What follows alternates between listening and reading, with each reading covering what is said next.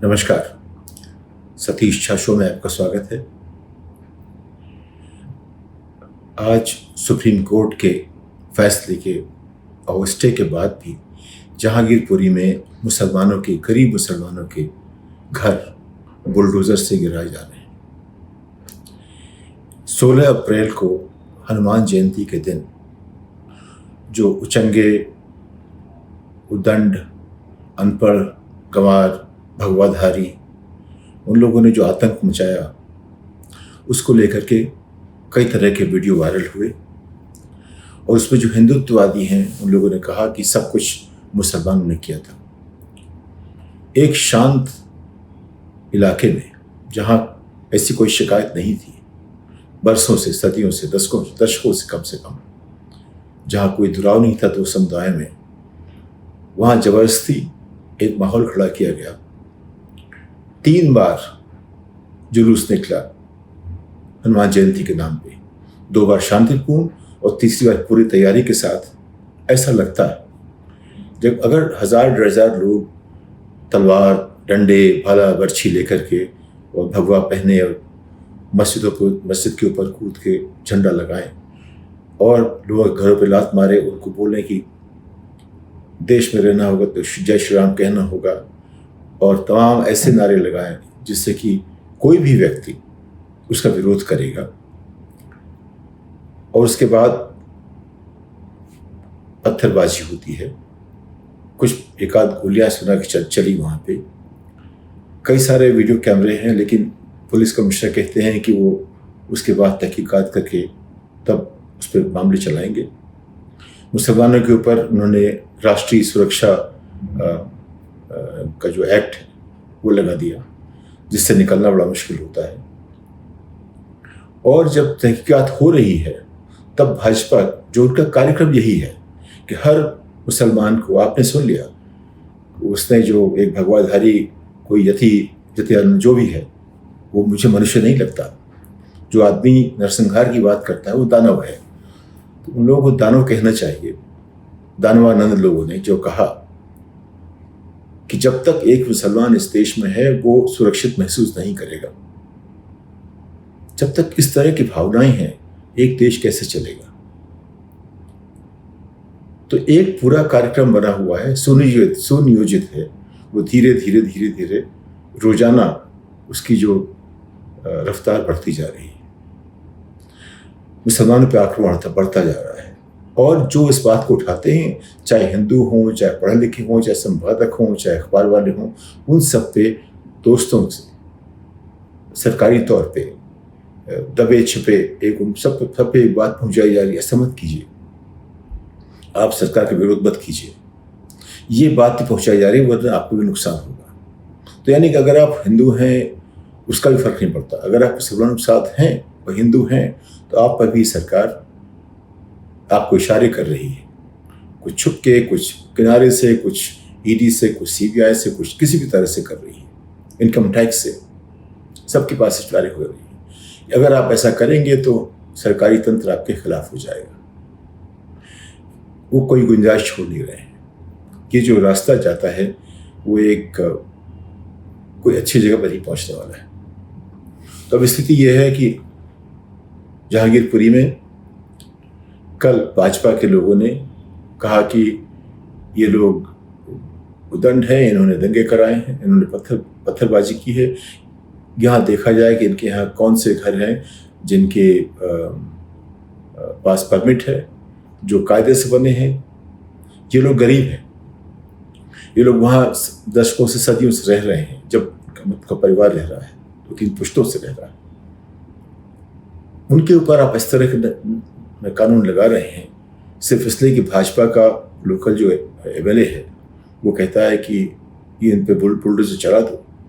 और नगर निगम जो दिल्ली के अब कई हो गए हैं, उस इलाके का, उसका मेयर पुलिस को बोलता है, पुलिस फौरन पहुंच जाती है। इस पर न कोई नोटिस है, इसमें न कोई प्रक्रिया है, इसमें न कोई न्याय है। इसमें लगता है कि जंगल राज है जहां मुसलमानों के लिए कोई भी नियम लागू नहीं होते। उनकी रक्षा के लिए कोई भी जो नागरिक की रक्षा के लिए नियम लागू होने चाहिए, लागू नहीं होते। प्रशासन जो जब चाहे वे कर लेगा। बुलडोज़र की राजनीति, चाहे उसका नाम योगी आदित्यनाथ से शुरू हुआ हो, चाहे शिवराज से शुरू हुआ हो, जिस भी व्यक्ति से शुरू हुआ हो, वो बिल्कुल असंवैधानिक है, नीतिपरक नहीं है, अन्यायी है, और ये बेसिकली रावण राज्य की तरह लगता है। यह राम राज्य नहीं लग रहा। मैं नरेंद्र भाई का बहुत बड़ा समर्थक हूँ इस बात पर कि उन्होंने जो एक स्थापित किया है मानक कि कोई भी आम नागरिक कहाँ तक पहुँच सकता है, उसकी सराहना करनी चाहिए। लेकिन उसके बाद जो गवर्नेंस की बात आती है, वहाँ बड़ी मुश्किल होती है। वो गवर्नेंस किसके लिए है? वो गवर्नेंस संविधान के तहत है? वो गवर्नेंस एक भारत को एक महान देश बनाने के लिए है, या उदात्त भावनाओं को लेकर चलने के लिए है, या सिर्फ इसलिए कि हम 2000 साल पीछे चले जाएं, 1000 साल पहले के जो हमारे गले मुर्दे उखाड़ना शुरू कर दें, वो ऐसी बातें करें जिनका आज कोई वजूद नहीं है? किस लिए है? इसलिए है कि अडानी अंबानी को बहुत अमीर बनाना है, इसलिए है कि जो हिंदुत्ववादी संगठन कहते हैं वही करेंगे। अब ये जो तय करना होगा, इसमें एक नागरिक की तरह हमारी आवाज़ सिर्फ एक नागरिक की है, जब तक ये सब मिल करके सभी सोचने वालों की आवाज़ बन नहीं जाती। तो आप सोचिए, इसमें उनकी जगह अपने आप को रख लीजिए। अगर हम मान लें कि वो सब बुरे हैं, उन्होंने 75 साल में आपके साथ क्या बुराई की? अगर हम मान लें कोई चीज़ जो तथ्य से परे है, या तथ्यों को इस तरह से बुने हम कि वो हमें लगता है कि खतरनाक हो गए हमारे लिए। मैं छोटी सी बात मानता हूँ कि हमारे कोई भी कैनवस लीजिए, हमारे पिक्सल वही होते हैं, उसमें हम तस्वीर कैसी बनाते हैं ये हम पर निर्भर करता है। वही बात होती है, वही व्यक्ति होता है, उसे प्रेम से बात करते हैं, एक नतीजा निकलता है, दुश्मनी से दूसरा नतीजा निकलता है। यानी कि माहौल वही होता है, सब कुछ वही है। इस पे हम कैसे पेश आते हैं वो तय करेगा कि हम कहाँ तक जा रहे हैं। तो आज स्थिति ऐसी है कि देश में एक समुदाय के पास, हमारे देश में हर 6वें नागरिक के लिए कोई भी संविधान की जो रक्षात्मक जो कानून बने हुए हैं वो सब लागू नहीं होते। अब ये जब एमनेस्टी इंटरनेशनल को देश से निकाला गया, तब मुझे लगा कि वो काफ़ी एक सिंबॉलिक सा एक मूव था। वो उससे ये लगता था कि हम देश में एमनेस्टी जैसी संस्था नहीं चाहते, हम किसी के अधिकारों की रक्षा की बात भी नहीं करना चाहते, हम जो चाहेंगे वो करेंगे। उसमें मुझे वो आशय दिखा जब एमनेस्टी को निकाला गया। मुझे शुरू से ये लग रहा था, 2014 से लग रहा था कि जो हम गुजरात मॉडल की बात कर रहे हैं, अगर हमने उनको चुना है तो उसका मतलब ये हुआ कि हमने उनके मॉडल को सहमति दे दी है, तो उसका कहीं ना कहीं उसका इस्तेमाल किया जाएगा। आज की स्थिति में यही हो रहा है कि जो मॉडल फेल हो चुका है अर्थव्यवस्था के तौर पे, गुजरात की जो अर्थव्यवस्था है वो मेरे हिसाब से अगर आप देखें, इसके बावजूद कि गुजराती हमारे सबसे उद्यमी नागरिकों में से हैं, उसके बावजूद गुजरात की अर्थव्यवस्था आज सबसे ज़्यादा जो डेफिसिट है इस राज्य का, उनमें से गुजरात की प्रति व्यक्ति डेफिसिट की जो सीमा है वो सबसे ऊपर है। और किसी भी तरह से देखें वहाँ की अर्थव्यवस्था, मेरे हिसाब से अगर कोई मानक के हिसाब से देखेंगे तो आपको लगेगा कि वहाँ सबसे कमज़ोर है, इसके बावजूद कि वहाँ के लोग बहुत उद्यमी हैं। कोई तो वजह होगी उसकी। उसके अलावा जो वहाँ पे एक सामाजिक ढांचा शुरू हुआ है सोशल री-इंजीनियरिंग का, वो अगर हम देश भर में लाएंगे तो 2002 आप मान लीजिए, उसको आप देश भर तक फैला दीजिए, उसका एक अंदाज लगा लीजिए कितना भयावह होगा। तो और जो भी हो, जो कुछ भी हो, हमारी गुजारिश सबसे है, सरकार से है, सभी पक्षों से है, भाजपा से भी है कि जो भी है संविधान के तहत काम करें। संविधान बदलना है तो उसके लिए सबसे अपील करनी पड़ेगी, उसके लिए आपको 2/3 बहुमत चाहिए, आप कुछ भी कर सकते हैं उसके बाद। अगर वैसा होगा तो हमारे देश को लोग याद करेंगे उस तरह जैसे कि 1930 से 45 की जर्मनी को याद करते हैं। क्या हम वो चाहते हैं? जो अभी हो रहा है अपने आप में भयावह है। जो हो रहा है जहांगीरपुरी में, वो किसी भी सभ्य समाज में होना नहीं चाहिए। ये तो एक सीधा हमला है एक समुदाय के ऊपर।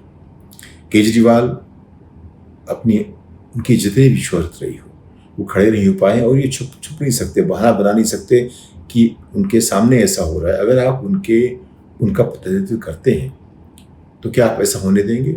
आपने आवाज़ उठाई, इस बारे में आपने क्या कोशिश की कि ऐसा ना हो? और जिस एमएलए ने, जो कि भाजपा का उस इलाके का एमएलए है, उसके खिलाफ लोगों को उठना चाहिए। उसको तो एमएलए जनता का प्रतिनिधित्व होने का कोई ना कोई तरीका होना चाहिए ऐसे लोगों को कि ये बन ही नहीं सके कि वैसे प्रतिनिधि। और जो पार्टी ऐसा कर रही है, जनता को सोचना होगा कि उसके साथ क्या करना चाहिए।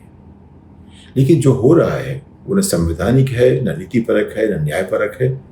ये सिर्फ इसका इलाज हो सकता है एक ही तरह से कि देश में वकीलों की इतनी लंबी फौज हो जो काबिल वकील हैं, जहाँ भी ऐसा होता है वो खड़े हों।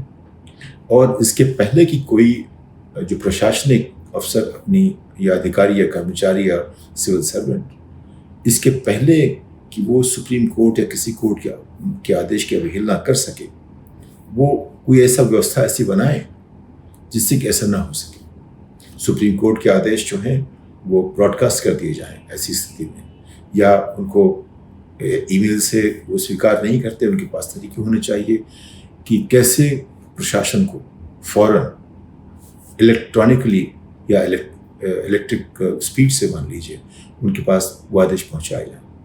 अगर सुप्रीम कोर्ट के आदेश की अवहेलना इस हद तक होती है, वो ये कहकर कि हमारे पास अभी आदेश नहीं पहुंचा है, जबकि उनको लोगों ने बता एक बार आगाह कर दिया गया कि ऐसा आदेश है, तो उन पे जिम्मेदारी उनसे पहले ही रुक जाए। शायद सुप्रीम कोर्ट को कोई ऐसा फैसला लेना पड़ेगा कि जो अधिकारी ऐसा करें उनके ऊपर ऐसा दंड हो कि वो बाकी लोगों के लिए एक मिसाल बन जाए कि ऐसा कभी करने की हिम्मत ना करें। तो सुप्रीम कोर्ट को कुछ ऐसा करना पड़ेगा, क्योंकि हमारे समाज में दरार जो पड़ गई है वो कुछ बहुत ही गहरी भी है, वो बहुत ही चौड़ी भी होती जा रही है। उससे कम करने के लिए हम सबको फिर से एक शांतिपूर्ण ढंग से, सौहार्दपूर्ण ढंग से, और इस तरह से कि प्रशासन को कम से कम संविधान के हिसाब से चलने के लिए मजबूर किया जाए। प्रशासन अनमानी करना शुरू कर दे, मनमानी करना शुरू कर दे, तो व्यवस्था जो लोकतांत्रिक नहीं चल सकती। कुछ लोगों ने कहा कि आप कह दीजिए अब लोकतांत्रिक नहीं, तो हम बात अलग करेंगे। ऐसा नहीं है, हम वो कहने की ज़रूरत, वो रास्ता कहने का रास्ता बंद हो जाना चाहिए। किसी के पास गुंजाइश नहीं होनी चाहिए कि कहे कि हम लोकतांत्रिक नहीं हैं। जो लोग लोकतंत्र का रास्ता लेकर के सरकार में आए हैं, उनको लोकतांत्रिक न होने देने की गुंजाइश भी नहीं होनी चाहिए। लेकिन जो भी जहांगीरपुरी में हुआ है, ये संविधान के ऊपर बुलडोज़र है, ये देश के लोकतंत्र पर बुलडोज़र है, ये हमारी आत्मा पर बुलडोज़र है। ये जो है जो जिस भारत की हमने कल्पना की थी आज 75 साल पहले, ये अमृत महोत्सव नहीं है, ये विश्व महोत्सव हो रहा है। तो जो 75 साल में जो विश्व महोत्सव का जो साल मनाया जा रहा है, उसको नाम अमृत देंगे तो मुझे लगता है विष ही होगा। अब भले हम कह दें कि जो समुद्र मंथन से जो अमृत निकला उसमें विष भी था, जो भी कह सकते हैं, लेकिन ये सब जो हमेशा रहने की बात है 5000 साल पहले और सिर्फ लोक कथाओं में रहने की बात है, उससे देश आगे नहीं बढ़ेगा। देश आगे बढ़ाने के लिए शांति, सौहार्द, एक दूसरे के प्रति सम्मान, प्रशासन किसी के ऊपर जबरदस्ती ना करे। ये ईडी, सीबीआई, इनकम टैक्स, तमाम तरह के जो और पुलिस के जो प्रशासनिक जो तरीके हैं लोगों को एक तरह से कमज़ोर बनाने के लिए, मजबूर करने के लिए, वो सब हटने चाहिए। और उन सब का लोगों पर ऐसा विश्वास होना चाहिए कि इनका दुरुपयोग नहीं होगा। लेकिन जो भी आज हुआ है, दुष्यंत दुबे जैसे लोगों को धन्यवाद देना चाहिए कि उन्होंने तेजी के साथ किया। सुप्रीम कोर्ट को भी धन्यवाद देना चाहिए कि उन्होंने कम से कम इस बात को समझा। लेकिन फिर भी समझे कि जो लोग ये योजनाएं बना रहे हैं, वो जाहिर है उनका लोकतंत्र पर कोई भरोसा नहीं है, जाहिर है कि उनका मंतव्य कुछ बहुत भयावह है। इस बारे में हमें तरीके निकालने पड़ेंगे कि कैसे इसको रोका जाए। किस तरह से लोगों को समझाया जाए कि ये जो भी हो रहा है वो गलत हो रहा है। इस बात के साथ अगली पायदान तक आपसे विदा लेता हूँ। नमस्कार।